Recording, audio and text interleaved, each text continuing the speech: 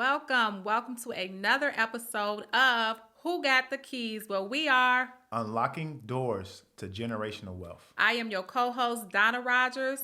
And I'm Money Mac. You like how I changed my name today? Money Mac. You like that? Okay, he could just say Mac. You all. He just have to be No, I'm extra. Money Mac today. I'm excited about this topic. Okay. This is your wheelhouse, but Okay. I'm gonna poke the bear today too. All right. Is that fine with you? Still poking the bear. All right, you all. So we are excited because we are talking about one of our favorite topics, and that is about real estate. And so today we are giving away keys of how to get started in investing in real estate. So before we do so, we're going to share some of our personal journey with real estate. So Max, share with the people, share your journey of how you got started in real estate. How old were you? How did you get started? And what made you invest in real estate? I don't. Let's go back. I don't know the age, right? But since our parents were in real estate, I remember sweeping and mopping floors for pennies on a dollar, right? But I remember you're laughing because for those who don't know, we used to get the boys. We used to have to. It was just like child labor. So it was like child labor. Anyway, okay. I digress. But yeah, I started mopping floors, third floor to first floor, and I started with my junior year, right? So my uncle is in real estate real heavy as well. So I started off with the company Rogers Empire at the time, and this is during the market crash, right? So I actually started my journey in real estate in about '07, '08 when I got out of high school working with my family member Akila. Shout out to Akila. She brought me in, and she brought me in under her wing. I'll say that, right? I remember her going to auctions, and this is at the time I'm still in Chicago, and she literally, and I joke about it now, but it was real. She was buying entire properties for $500, and I was so impressed, right? During that time, I got to work with her. She started her business plan, and I remember being in college, and I got my refund check, and I remembered how much she was paying for those properties, and then I started college in can't remember 2008, right? Okay. And I was thinking I got my refund check, and I was like, man, I want to put my money into real estate. I want to buy some real estate. But lo and behold, I had players queue, and I was queuing. Your life is life, and I was queuing at the time. So I partied the money away. But then I got out of school, right? And I knew I wanted to be an entrepreneur. I went to school to be an entrepreneur, right? And I came out, and this is around the same time that I think Donna, you were getting your real estate license. Actually, Donna, I go back and think about it. I think it's a possibility. I don't know the timeline. My father told me to get my leasing agent license first. So I think I might have tried to get those certs before you potentially. I can't remember. Didn't pass it, right? I'm still out there kicking it too much. So didn't pass the real estate. I didn't even take the leasing class. He told me to take the leasing class. No, Daddy, I'm intelligent. I'm arrogant. Just got out of school. I got this bachelor's degree, so I ain't made a penny off of. So I went to go get the real estate agent license, and I failed it the first time, right? So it pissed me off too. I thought I was pretty intelligent. So I said, you know what? I'm gonna take the test again. I failed it by 3 points. Okay. 3 points the first time. Oh, I took I didn't know that. Yeah, I failed it. 3 points. I was pissed. So I took it again. I failed it again. Life repeats itself, right? And the second time, failed it again. Guess how many points? I don't know. 2 points. Failed by two. I failed the test. You made progress, right? I failed the test by 2 points. Second time, I said, "To hell with this." I left. That's when I moved to Texas, right? But a couple years later, still had this journey of I wanted to get into real estate, and Donna she was starting to trailblaze. She was starting everything off. She was coming out of her funk, and I actually tried to buy real estate again. This time, I said, you know what? Instead of selling it, I'm gonna buy it. Tried to partner with my best friend Anton to buy a piece of property. Didn't know what the hell we were doing. We had cold fleek. We were trying to buy a duplex. They call it duplexes in the South. We call it multi-units, a two flat in Chicago on the east side by the water, right? I remember I was viewing the property multiple times. Shout out to Donna for being patient. I know we probably pissed her off because we didn't end up doing a deal. Understatement. And it taught me a lesson, right? This is one of those times, and it would have been a good deal that we didn't do the deal because we were uneducated.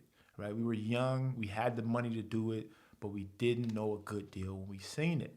Now, fast forward a couple of years, my second property, I ended up purchasing it from underneath my Uncle Pluggy and underneath Donna's management. I wanted to get back into real estate. Still had the money from the last deal that we didn't do, and I purchased my first 2 unit, right? And the crazy thing about purchasing my 2 unit I brought, Donna might not notice, is that I didn't put any money into it, right? At this point in my life, I started to become very savvy. What I did was this, and this is what a lot of viewers can do. I had a 0% interest 18-month credit card, meaning that I didn't have to pay any interest on a credit card for 18 months, right? And I believe that balance was $10,000. At the time, they were giving out first-time home buyer credit, which I believe was like $7,500 at that time. So I took that money and I took the money off my credit card, and I took it off in a different way, right? I'm not pulling this money out of the ATM. No, because they charge you cash advances for that. I actually set up myself a business account, and I ran the money through Stripe credit card processing. So that way, I'm only paying 3% on this money. Okay. Right? So I took that money, took it off, used it as my closing costs, didn't have no money in this building. So a lot of people don't know that. So I actually bought my first piece of real estate with other people's money. And that was my plan to get in 2 flat operators, about $150,000. One tenant in and put another tenant in for Section 8. Donna helped me get that tenant in there, screen them for me, which I learned a lot of that process. And from there, my real estate journey, next thing I did was, continued to build up my capital. I spent no money in the deal, was making money every month off this property. I'm living life, and I said, you know what, I want a challenge. And you know what I did? I went to the auction.com specifically, and I bought a house in Chicago in the suburb. At this time, all this property, I live in Texas. I'm doing all this stuff remote. Why? Because I got a business. I'm running remote. Why? Because he has a sister in Chicago that he relies Shout out to Donna. on all the work. Yes. Often for free. Yeah. So you know what I did, and this almost cost me big time, right? But I was savvy enough. Again, what I did this time was that because I had a business and my business was running, I had a moving company. I don't know if I expressed that in another podcast. Yes. I had a moving company. We were rolling. We had about 8 trucks. I had about 25, maybe between 25, 30 employees that I was rolling with, Yes. remotely with my partner, Alex. We were trailblazing. That's another story. We'll talk about that. Yes. I happened to get a line of credit for the business. They gave me $40,000 line of credit for the business. You know what I did with that money? I brought that auction house. I went to go see the house on auction. I got a chance to go see it in person. I bought the house for $17,500. I did this deal by myself. I took the line of credit for $40,000. I only had to pay interest every month. Interest only payments, right? I brought that house and I rehabbed that house with some of your team, a lot of our family members do a lot of repairs and general contractors, etc. So I was able to flip that crib. And it was painful, right? Donna is an expert in flipping. I'm not an expert at flipping, right? Should have leaned on you more at that time, but you probably was being Busy. Donna. You probably was being Donna. We're busy. So what happened with that was what I realized that flipping is really a full-time job. This is where people fell at when it comes to real estate. Flipping is a full-time job. You have to have good contractors. You have to make sure the contractors are there. Well, it's a property management job. Yeah, it is. But they don't talk about that. You see flipping on HGTV. It's a property management. They buying a house one day. At the end of that details. 30-minute section, right? You see the HGTV flipping. It's 30 minutes they going through, but it's probably like a month work for a month, 2 months of content. I'd say sometime But a month. yeah, it's a huge learning curve, and I realized at that point I flipped it, and I happened to flip it right before COVID. I actually ended up losing a lot of money. I don't know if you remember that. No, I do. So I bought the crib $17,000. I probably put in $30,000. I might maybe like $40,000 for this property.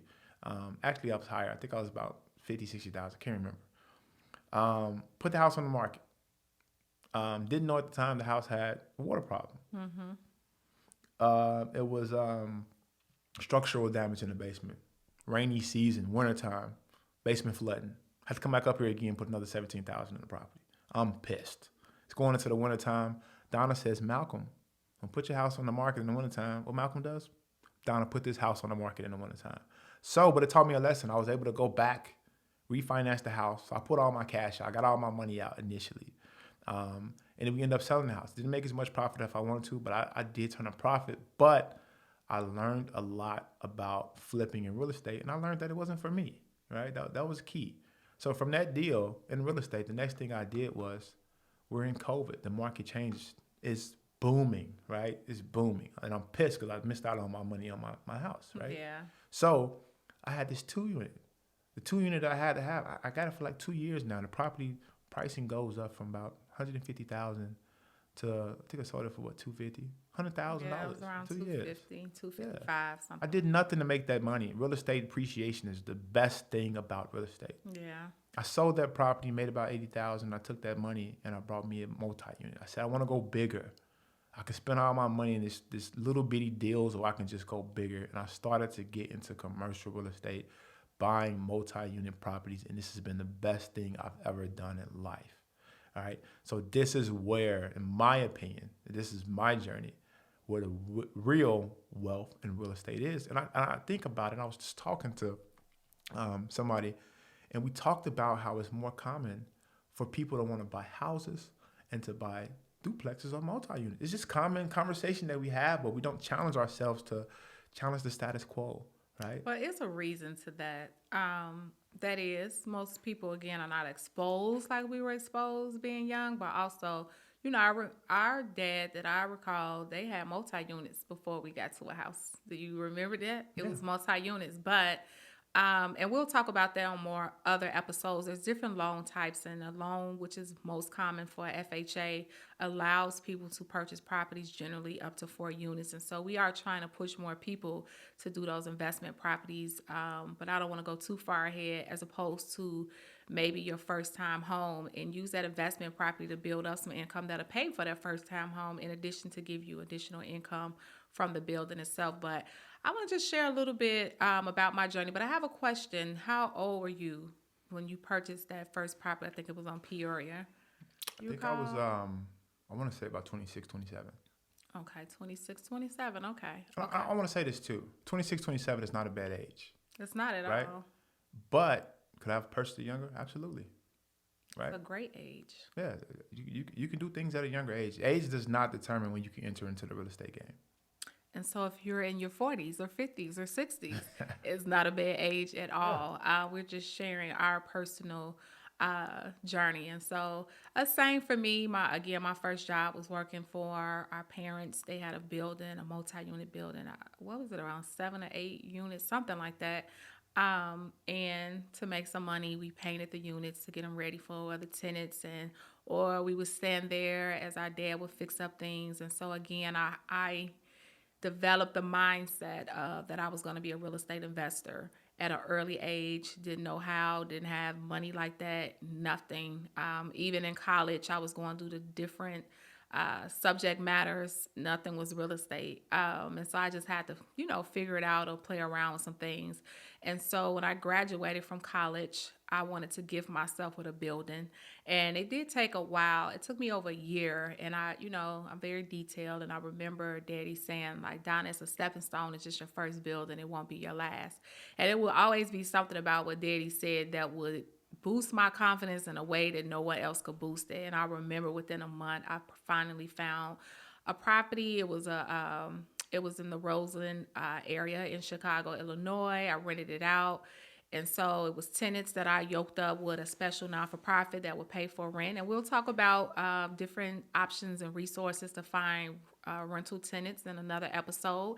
And so I was around, I can't even remember was I 22 or 24? I'm sorry, you all. Age is kicking in. I was 22 or 24. I can't remember. No jokes, Malcolm. I didn't know. I didn't realize you were younger than me when you got your first I was deal. 22 or 24. I know it was out of college. Maybe it was 24. It took me a year. And I remember that was my goal. I didn't know what I wanted to do, but I wanted to invest in real estate. And in my college years, outside of my freshman year, I always worked a full-time job, and I went to college full-time at the same time. So I didn't really have a personal life. It was 5 to 6 classes, and I worked a 9 to 5. That's how my college experience was.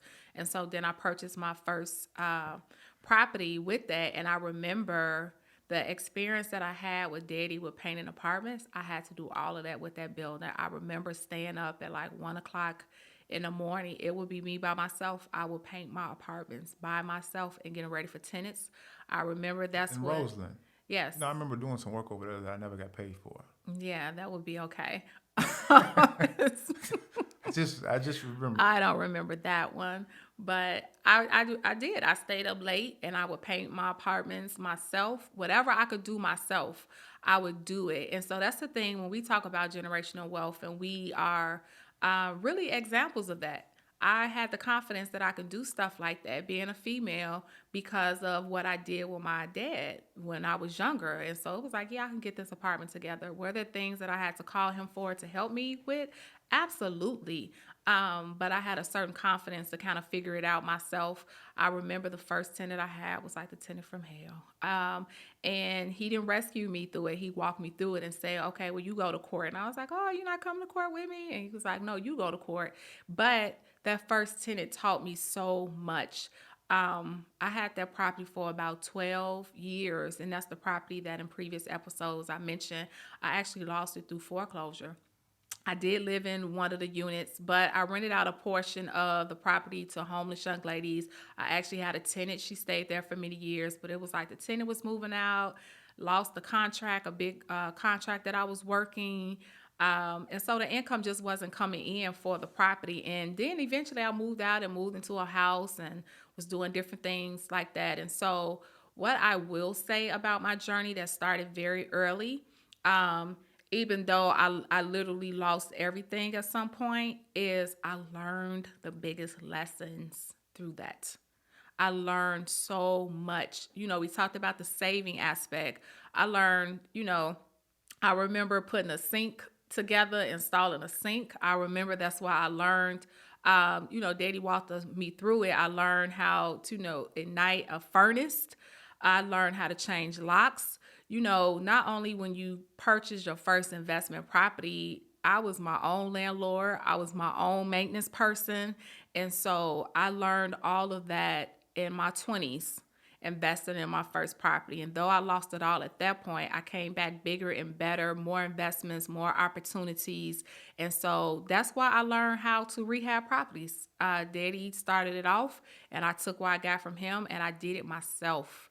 And so those were beautiful apartments by the time I got finished with that process. I really want to say, shout out to my siblings. Because of you guys' hardships, it's why I have the success I have today, right?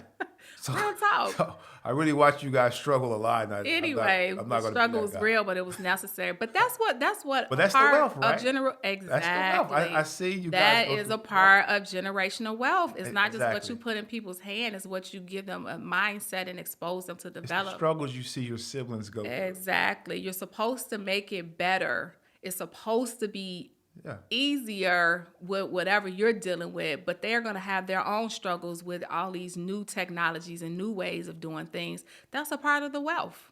That's Yeah. a part of the wealth when we talk about the education and the knowledge. And so, that was just the beginning of my journey. And again, whether you're starting in your 20s, your 30s, your 40s, it's never too late. You're never too old. You're never too young to get started. It's just getting started. So let's tap into actually getting started. And so, Malcolm, both of us, if you don't know, we are both, again, licensed real estate agents, him and his wife in the state of Texas. I started off as a leasing agent. It's funny that you mentioned that. Daddy was like, go get your leasing agent license. I was an investor before I was an actual agent. And that's not always the case.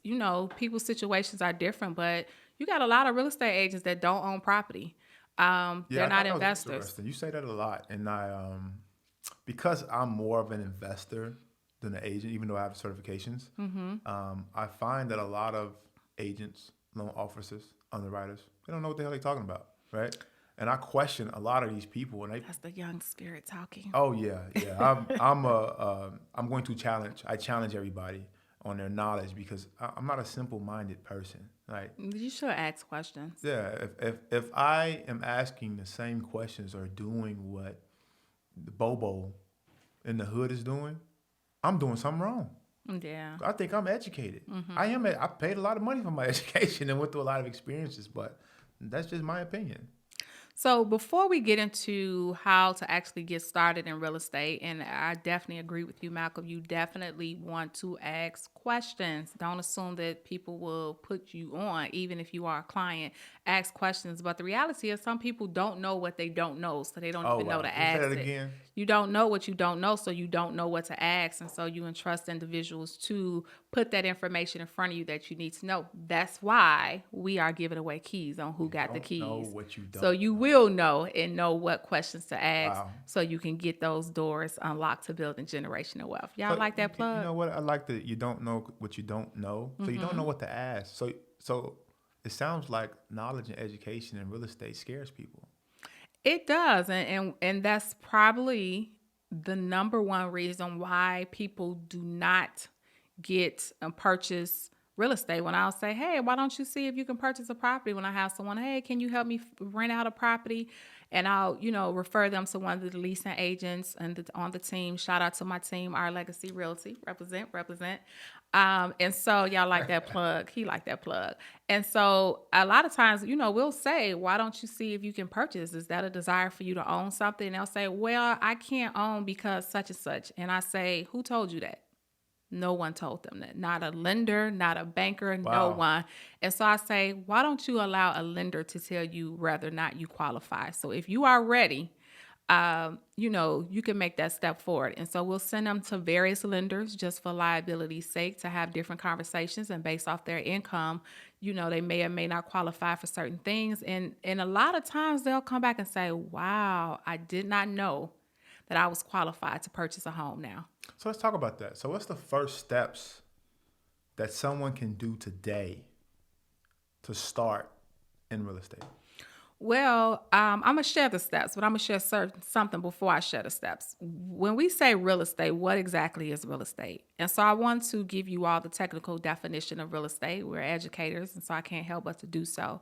When we talk about real estate, understand that real estate is the ground that we walk on. It's also the subsurface, to the center of the subsurface, under that land, right? What's under it. It's also the air above. That's a part of land. And then what's built on top of that land are called improvements. The building that we're in now, the home that you're in now, the school that you attend, the stores that you shop in, those are considered improvements, right? And so we want you all to know that. So when we say real estate, we're technically saying land plus its improvements.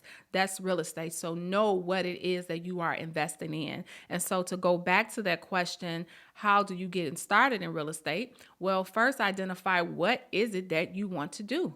And what type of real estate do you want to invest in? And so even before that, do you want commercial real estate? And we should know that commercial real estate is anything with 5 units or more is considered commercial. So even though if it's all a residential building, if it's 5 units or more, via the lender is considered commercial. It doesn't have to have a store under it to consider that particular piece of property as commercial.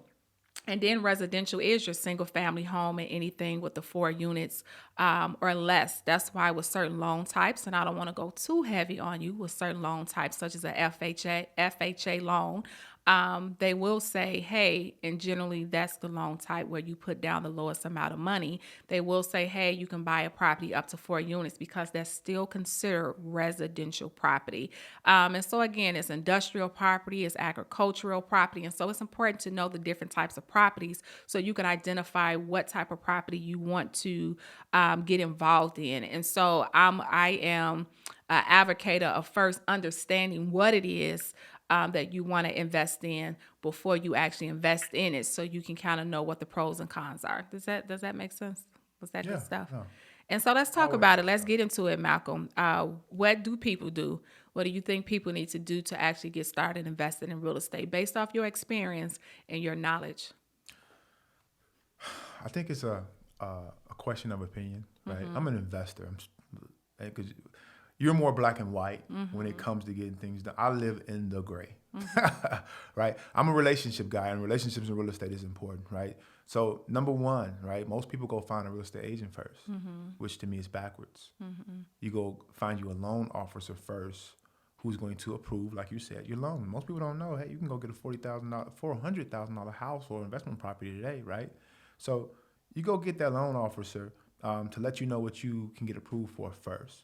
And then you can now go and vet out and see who is the best realtor for you to be able to help you not only buy a house, but to make that decision, right? Because more so, I've seen newer agents can't help you make those decisions because they're more passive. When a more experienced agent like yourself or people I deal with are going to say, hey, some of these things that you're really hung up on, they're really not that important. What are your wants versus your needs? You can break it down to them and make it more simple, right? From that standpoint, once you go through I found my loan officer, I found my agent, Now you can go start to find that piece of property that you're looking for. Before you go there, I wanted to add in also that is correct. But also, you need to know the reason why you should find your loan officer first before your real estate agent. And if it's okay, because your real estate agent, if they're savvy, they're just gonna send you back to a loan officer, and you should interview more than one lender and find out what their different rates and fees are, and if you qualify for down payment assistance, what their programs are.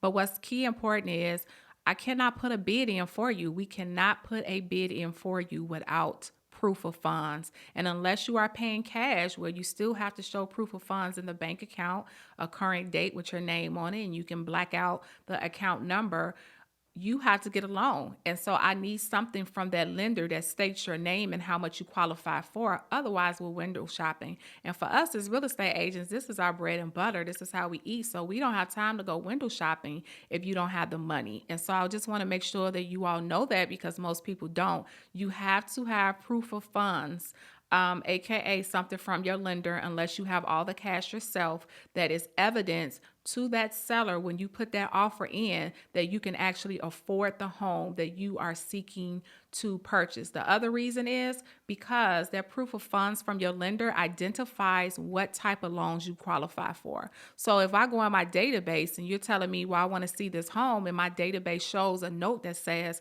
no FHA, this property does not qualify for FHA or cash only, I'm not going to waste your time or my time taking you out to that property that I know your loan top is not going to qualify for. So Donna, are you saying your lender, your LO, right? They are the first people who can tell you how much home you can afford? How much money? Yes. They are the first, and technically the only. I can't tell you that until they tell you that, and they need to tell you that in writing. So they're more like your own personal financial advisor doing your real estate.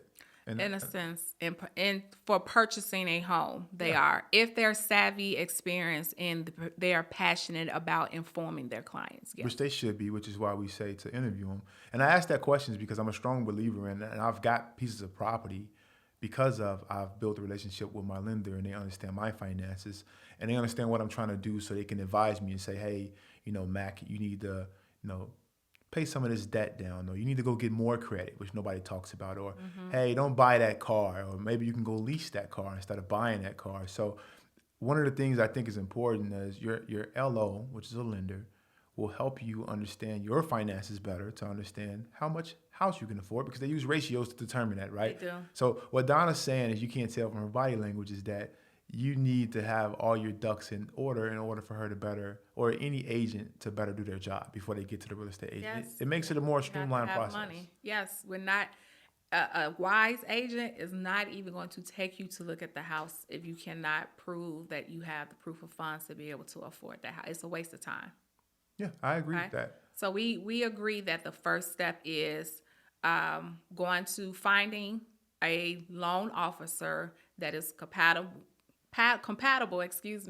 for the type of property and the amount that you are trying to purchase a property for. Because you will be amazed. You will go to one loan officer and they say, hey, you qualify for this amount, and another one may qualify you for more or less.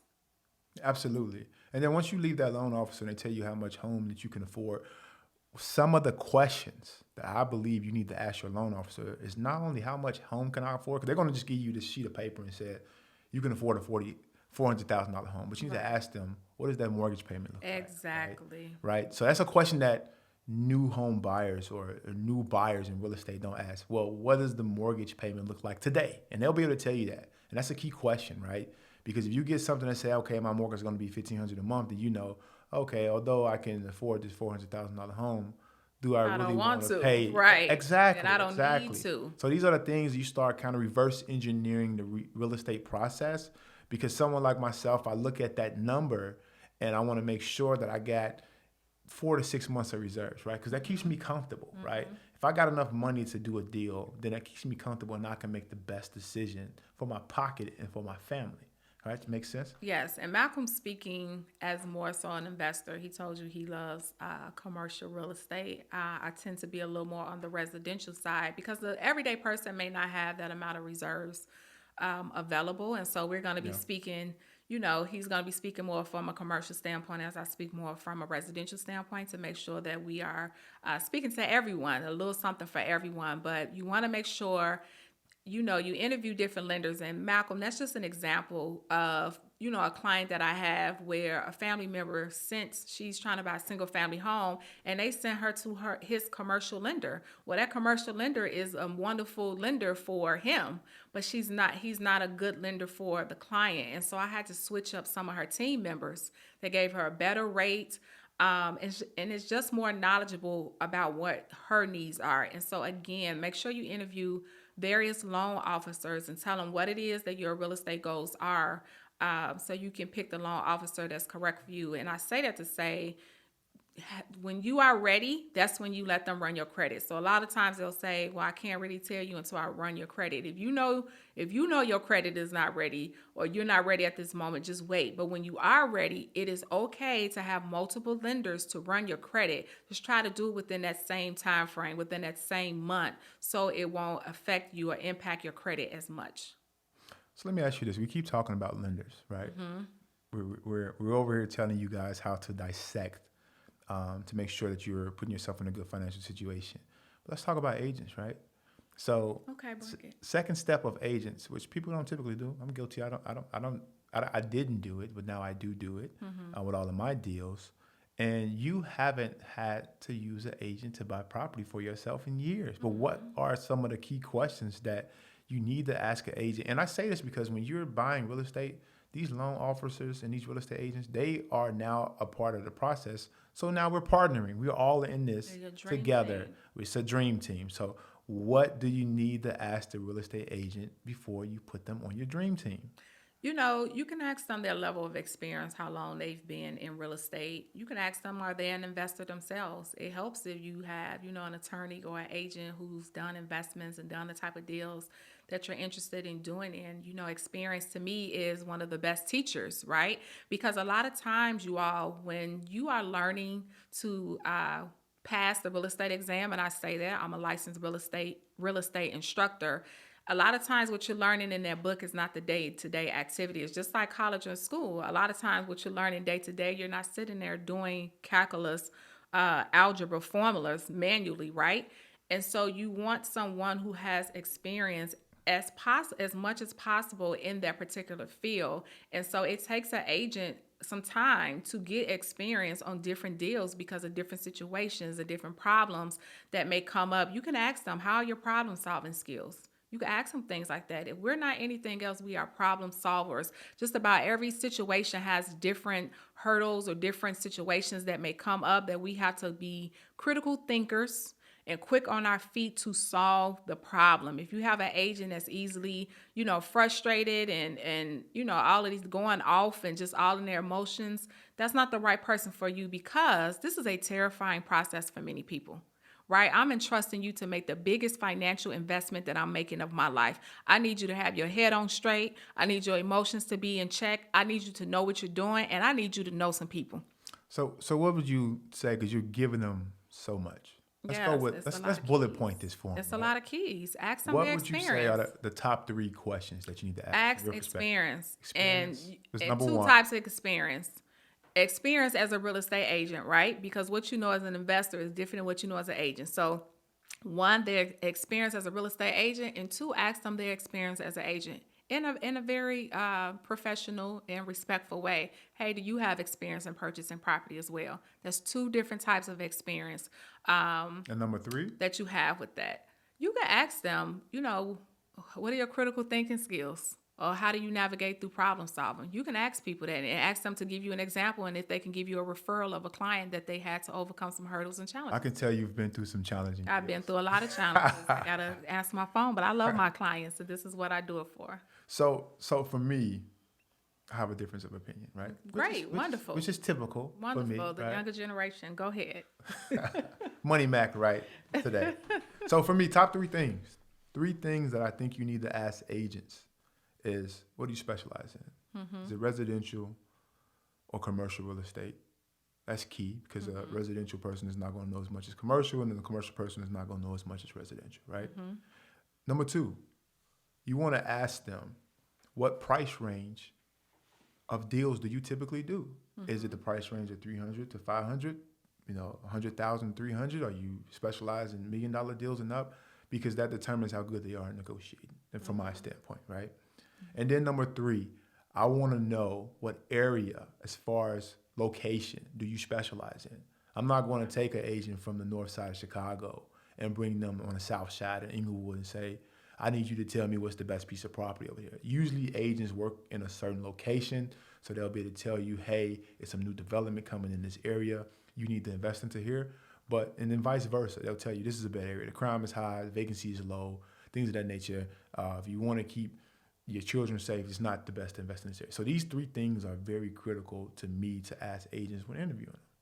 So you can tell he speaks more, which is fine from an investor standpoint. I speak more from an agent standpoint because there are certain things we cannot respond to because of fair housing rights with steering and blockbusting.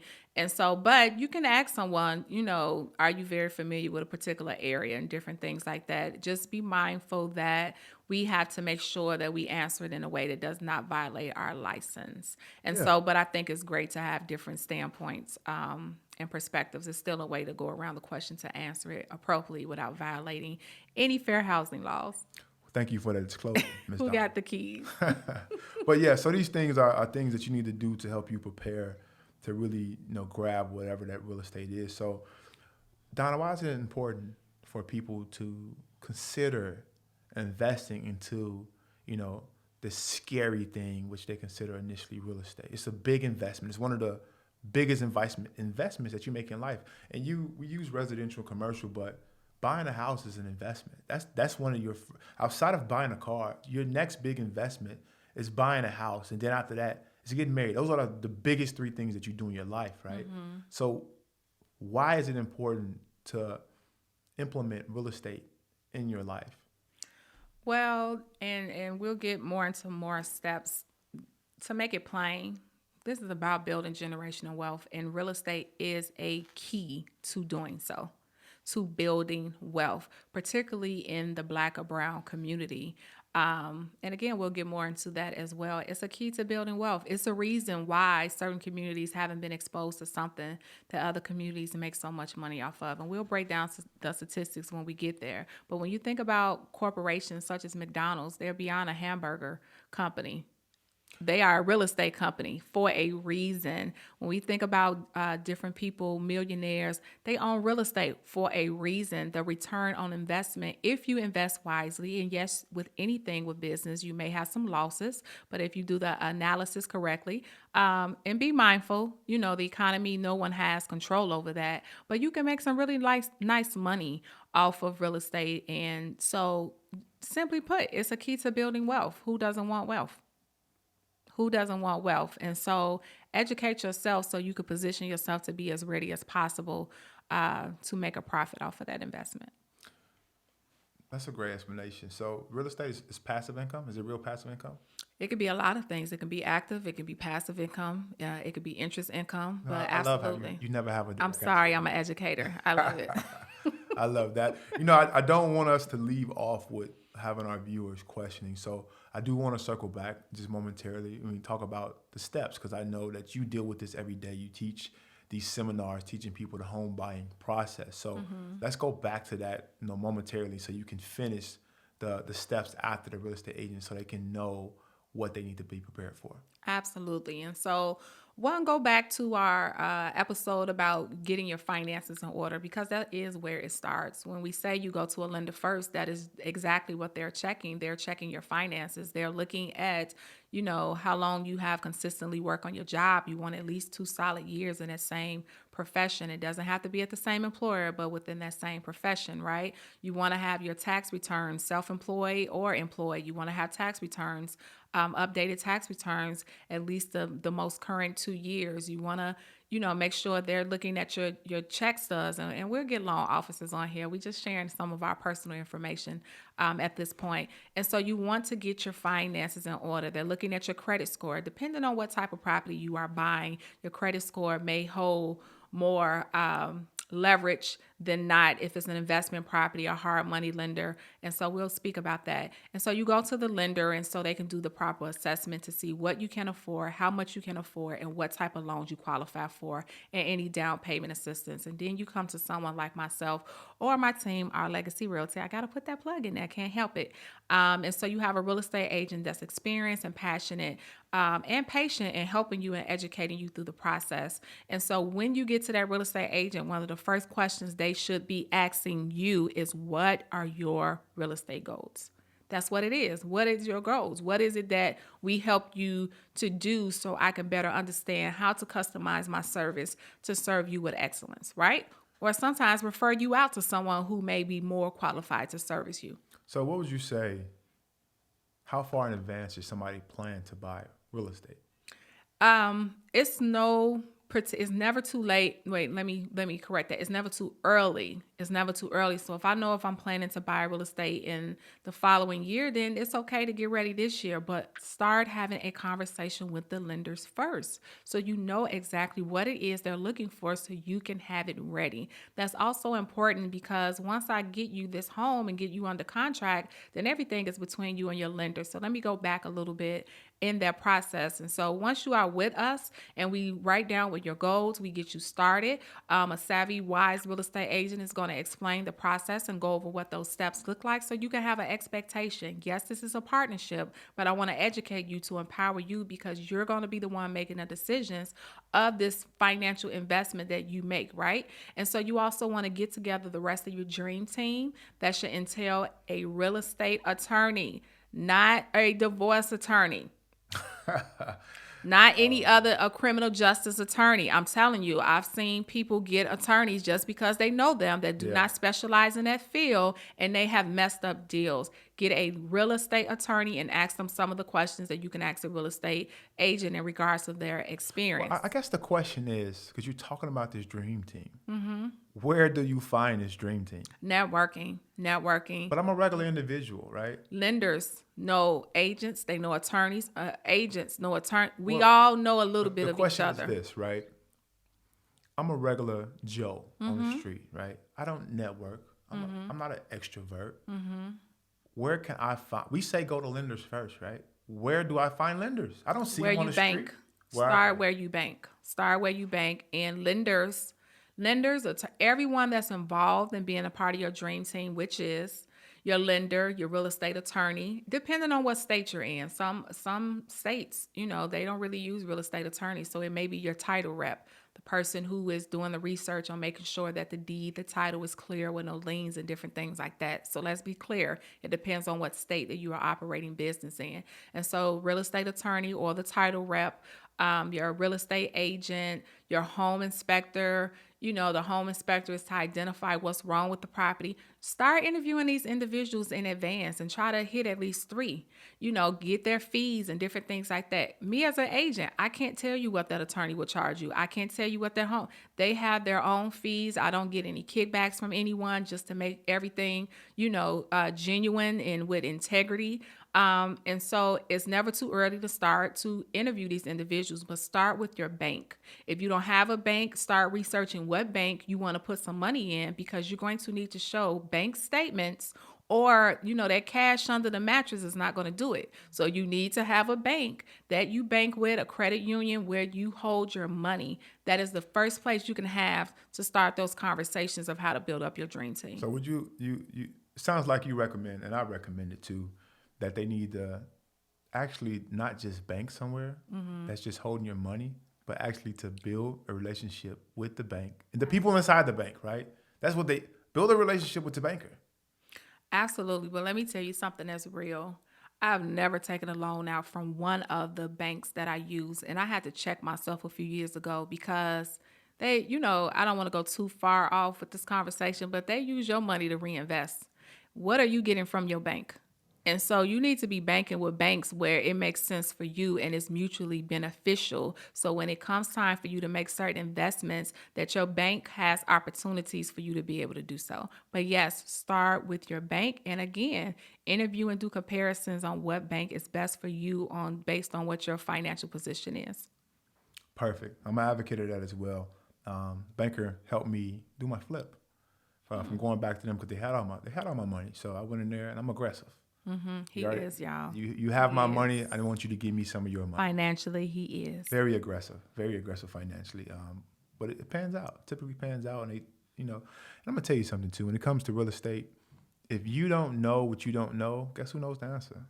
The bank, right? Because most banks are heavily invested into real estate. Absolutely. So Absolutely. Which is why we're saying that's the importance of real estate. But get your team together. And as you have your team together, always stay a student of the industry. We're sharing our experience. We're teachers, but we're just as much students. And that's in any business, whether you're a real estate professional, whatever professional you are. Why? Because the industry is always changing. Things are always changing in the economy, the way that people do things. Your customers are always changing. So you have to remain a student of the industry, right? So you can stay afloat with things and you can make the necessary pivots when they need to be made. But it has to start with you setting goals. Now that I know what real estate is, now that I know the different types of real estate, now that I know the different people that's a part of my real estate team and some of the questions that I should be asking, it boils down to what are your goals? Write the vision, make it plain. What do you want to invest in? How many units? What side of town do you want to invest in? How much money do you want to make off this property? And it needs to be realistic. I am all for if, shooting the stars, you come out a millionaire, multimillionaire your first time in, but realistically, that's just not how it happens. And so be realistic about what it is that you're trying to do with the property. Don't be too slick if you're trying to do, a FHA and you think you're finna be flipping that property. They have requirements of how long you have to stay in that property. So that's why I'm saying be a student of the industry so you know what it is you're trying to do, what type of lenders you should have the conversation with, because not all lenders fund all types of deals. And then we'll be here to help you and walk you through step by step. so are you a fan of getting investment property before you actually buy a home? And I ask that question because people have different answers, but you've seen a lot. What do you advise? We have family members now who are doing both. So what do you They advise? do. Our family is amazing in that way. We were taught just watching daddy and mom. They invested in multi-units first. My first property was a multi-unit because if you're trying to get involved from a business standpoint, this session is about real estate investing. We'll do a home ownership class, and some of these preliminary steps are the same, but some are not. And so I highly suggest that you look into investing first. Again, everything is about return on your income, and Well, so let me ask you this then. So okay. what I see about he just cut me off, and I'm right? sorry, my wheels are Okay. turning, guys. My wheels Just are the young turning. people. So I invest into a property first. Do I get stuck and not be able to buy a home after that? Because I want to get my dream home. So does the investment property prolong me getting that dream home? How does that work? It can, but if you look at the big picture, it can save you money as well. So if How? time is more of a priority than money, then by all means go for that dream home. But from an investor standpoint, why not buy a property where it can pay for itself in addition to give me extra money to pay towards my dream home? To me, that's wisdom. But if that's not what you're trying to do, some people say, "Hey, I don't want to be a landlord." You can hire people for everything. You can get the handyman is the main person that they have to contact. It's ways to go about that, and you don't have to be, bothered with the day in and day out activity. But it just depends on what your goals are. And we are not shaming anyone if you're just like, I just want to buy my dream home. We're just basing it off our experience and our expertise and giving you recommendations based on that. So let's go back to this again. Let's poke the bear. I Okay. haven't used He that likes term to all poke the episode. bear. So you talk about investing, right, into property first, which you're an advocate of. It sounds like I'm an advocate of it. What are we talking about? You talking about duplexes first, triplexes, 4 Anything that units? generates income. It doesn't, to me, anything that generates income, We're talking about multi-units. entering into the market. Which one? Enter into the market. If you can get a 4 unit, which you can off the FHA, go get a 4 unit. But if you fall in love with a 2 unit, by all means, go get that 2 unit. And the money looks good. The analysis looks good. And we'll do an episode about how to break those numbers down. But sometimes you can find a building with less units, and you know this yourself, and you can make more money off of it. The numbers is what Yeah. tells The numbers is what tells you whether or not you should make an investment. The second thing is your numbers may not be my numbers. And so what works for you may not work for the next person. You know, the more you do this, the more you kind of bend and identify what your standards are and your goals are. I think it's tomato tomato, right? I've done the 2 unit thing, but I think that the more doors, the less liability, right? Because I think some people fear, and it's a fear in our family too, that a lot of people fear that if I get this duplex, that what if one of the tenants move out and I'm responsible for the mortgage, right? So I think you hit on the point saying you come out the gate and you can get 4 doors. Go get 4 doors. Why not? Right? It depends. So we back and forth, but I just think it depends. It depends on location. It depends. It's so many factors. It depends on where that property is located. It may be some, new developments in the community that's coming. So generally speaking, yes, I understand that the more doors, the more income you can possibly generate. But I mean, you can take the same house in Chicago that's on the south side and it can be worth less than $500,000 and put it on the north side and it could be worth $1 million or more. So, it just depends. Yeah, that's a fact. So I can tell you're very passionate about this subject, like I am, which is great. I think you gave out some really good nuggets. Yes, all things real estate. Who got the keys? That's what we're doing. That's what we're doing. But any more questions? I think we are kind of running out of time here. So, what do you do to get started? Just summarizing that again, different things. Get your finances in order. Check out our episode about getting keys to getting your finances in order. Have a conversation with loan officers, multiple loan officers. You can start with your banker. You want to do a comparison. Always ask them, as Max suggests, always ask them, based off this amount that I'm approved for, how much will my monthly payments be? Also ask them what my down payment cost would be. They should give you a breakdown of how much cash you would be expected to bring to the table so you can identify, hey, I got the credit, but I may not have enough savings for that, and whether or not you qualify for down payment assistance. What's the percentage you should budget for down payment assistance? We didn't talk about that. So it just varies on what type of property that you're looking for. And it depends on if you qualify for down payment assistance too. Just a little tip, more so on the lower income bracket, you tend to qualify for more down payment assistance. And it's a long conversation that we're definitely going to come back and have because they'll look at your debt to income ratio. But I'll give you guys a number. Okay, he's going to give it to you Yeah, because I will I'll go tell into you details. Yeah, I'll tell you what I do to be successful. You should budget 8%. If it comes underneath 8%, great, you save some money. If you budget for at least 8%, you should have enough money. If it's underneath, then you'll be close to what the closing costs will be, depending on how the deal is negotiated, right? Which is what you hit on. That's but true. 8% is a good number that I've done so many deals that now I know I need to have this amount of money in my back pocket to be able to close. That's true. I was gonna say 10, so we still within the same 8 to 10% is great. The same range of that, and so have the conversations with the lenders, whether you're ready today or next year or months to come. Have the conversations with your real estate agents, and you can ask real estate agents, hey, even if you do start it, do you know any lenders? Hey, do you know any down payment assistance programs as well? Sometimes we do. Do you know any real estate attorneys? Do you know any home inspectors? Different things like that. And so you want to have your team in place because once we help you find that property, we negotiate your deal for you.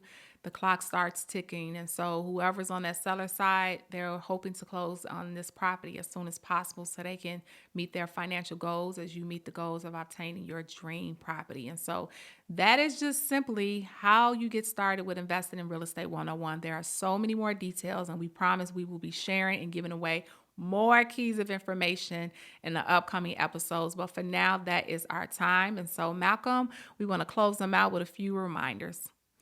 So reminders. Let's talk about your book, Donna. What do you have coming up? Absolutely. I love speaking about this book. And I wrote this book again for young people, particularly minorities, young Black youth, particularly because the rate of home ownership is the lowest amongst any other race. And so my book is Who Got the Keys? And I am teaching young people across America and throughout how to build generational wealth through real estate because I believe in the power of exposure. I'm making today's youth tomorrow's homeowners and investors. So catch it out on whogotthekeys.com, amazon.com. And Malcolm, fellow author, tell the good people about your book. Have a book found on Amazon, same outlets as Who Got the Keys, called The Foolish Entrepreneur. And as far as the reminders, check in with us next episode. We'll be talking about the pros and the cons of self-employment as well as entrepreneurship, which is going to be get really pretty heavy, I'm imagining. It will. He's going to do his poking the bear. And as always, if you have a desire to be a licensed real estate agent, we have the John P. Rogers Real Estate Scholarship in honor of our dear dad, our late father, who put us on. And so we want to help put you on through his name and through his honor. Again, thank you for tuning in another episode of Who Got the Keys? Who got the keys? Who got the keys? Who got the keys? Hey.